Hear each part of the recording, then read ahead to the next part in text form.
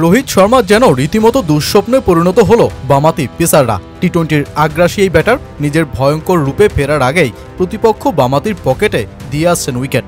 Bangladeshi cutter master Mustafizur রহমানের যে বিষয়টা বেশ ভালো মতোই জানা, তাই তো দিল্লি পিচকেই কাজে লাগালো রোহিতকে থামানোর দায়িত্বে।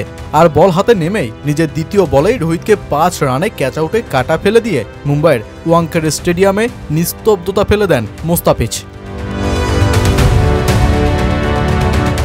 টি-20তে মুস্তাফিজের বল বরাবরই ভুগিয়েছে রোহিত শর্মাকে।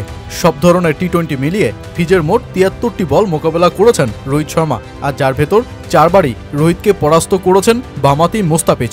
অবস্থাটা এতটাই বেগতিক যে রোহিত 2024 আইপিএল থেকে এ পর্যন্ত মোট 8 বার বামাতি পেসারদের বিপক্ষে হয়েছেন আউট, আর যার ভেতর 4টি ঘটেছে এই আসরে। বিষয়টা এখন ওপেন সিক্রেট। ব্যাটিংয়ে যখন রোহিত, বোলিংয়ে পাঠান বামাতি পেসার, আর শুরু করুন উইকেট উদযাপন। দিল্লিরও সেই অস্ত্র ছিল এই ম্যাচে মুস্তাফিজুর রহমান।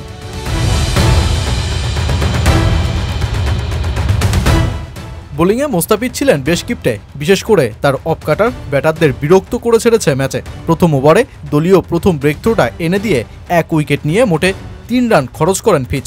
দ্বিতীয় ওভারে উইল জ্যাক্সকে চাপে রেখেও হজম করেন 1 4 ও 1 ছক্কা। তৃতীয় ওভারে তো সূর্যকুমার যাদবকে নাকানি চুবানি খাওয়ান তার স্লোয়ার আর অফ কাটারে। যেই ওভারে 9 রান খরচ করা ফিচ হজম করেন 1 ছক্কা। নিজের শেষ ওভারেও চাপ সামাল দিয়ে করে গেলেন দুর্দান্ত বোলিং। সূর্যকুমারকে বোকা বানিয়ে গোটা ওভারে দেন 6 রান। নিজের 4 ওভারের কোটায় 1 উইকেট নিয়ে ফিচ দেন 30 রান।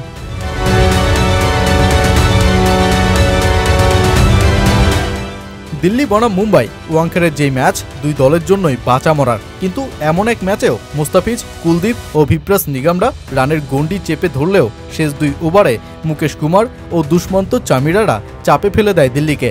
এই দুজনার 19 ও 20তম ওভারে সর্বমোট 48 রান তোলে মুম্বাই, যা কিনা মুম্বাইয়ের আইপিএল ইতিহাসের শেষ 2 ওভারে নেয়া দ্বিতীয় সর্বোচ্চ রান।